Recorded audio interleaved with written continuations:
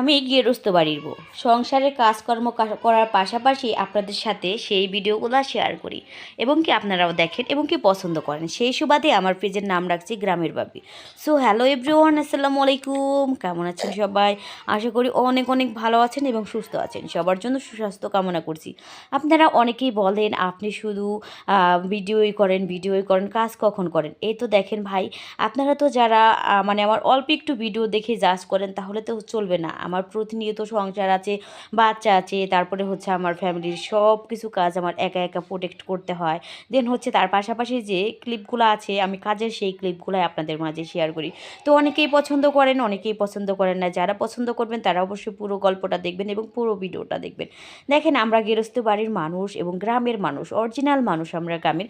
তো গ্রামে থাকলে প্রতিনিয়ত হয় কি অনেক কাজ করতে হয়। এই তো দেখেন আমাদের বাড়িতে সরিষার বতর, তারপরে রমজান মাস রোজা রেখে এই কাজগুলো করা একটু কষ্টই, মানে যারা করেন তারা বুঝবেন, আর যারা কখনো করেন নাই তারা বুঝবেন না। আর এদিকে রমজান মাস তো বোঝেনি, রোজা তো রাখতেই হবে, মানে রোজা রেখে যতটা সাশ্রয়ীভাবে কাজ করা যায় সেইভাবেই করি। তো এই তো কাজগুলো করছিলাম, বিশ্বাস করেন আলহামদুলিল্লাহ আল্লাহর রহমতে রোজা রেখেও তেমন কোনো খারাপ লাগেনি। কারণ আল্লাহর রহমত থাকলে সত্যি কথা বলতে সব বিষয়ে সব জায়গাতে অনেক বেশি ভালো লাগে।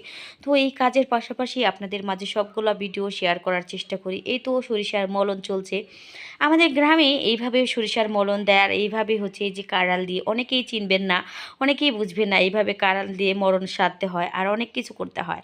বিশ্বাস করেন গ্রামের জীবন যেমন সাধারণভাবে জীবনযাপন করা, এগুলাই আমরা পছন্দ করি। তো আমরা তো আর শহরে থাকি না, শহরের মতো এত সুন্দর জায়গা বা সুন্দর ভিডিও আপনাদের মাঝে দিতে পারি না। তো এই যে গ্রামের যে ভিডিওগুলো, যে গ্রামের কাজগুলো করি সেইগুলাই আপনাদের মাঝে শেয়ার করার চেষ্টা করি। অনেকেই গ্রামের মানুষ যারা গ্রামের এই সমস্ত ভিডিওগুলো দেখতে পছন্দ করেন তারা অবশ্যই আমার কন্টেন্টগুলো ভালো লাগবে। আশা করি আপনাদের সবারই পছন্দ হবে।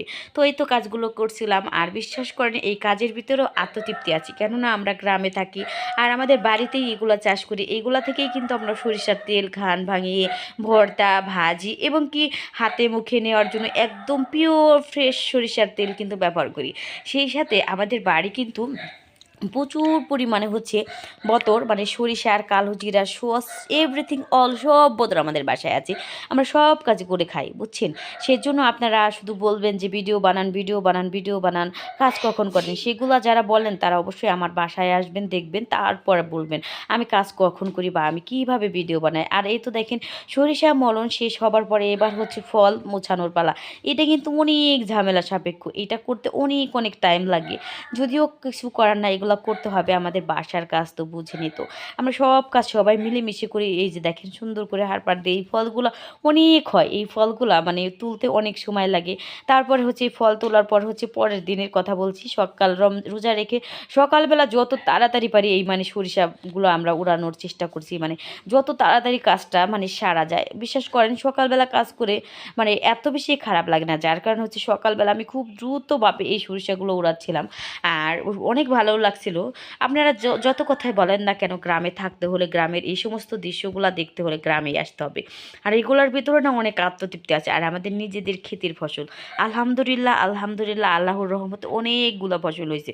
আর এই ফসল বিক্রি করে আমরা অনেক মানে আল্লাহর রহমতে অনেক ভালো আছি, আর গ্রামে থেকেও অনেক অনেক ভালো আছি। আর এই তো দেখেন আমাদের কষ্টের পরে অর্জিত এই ফসলগুলো আমি এত ভালো লাগছিল। আর আজকে রোদ দিয়ে কিন্তু আমরা সরিষাগুলো উঠিয়ে রাখবো। আর আজকের ভিডিওটা এই পর্যন্তই। সবাই ভালো থাকবেন, সুস্থ থাকবেন, দেখা হবে নতুন একটা ব্লগে। আল্লাহ হাফেজ।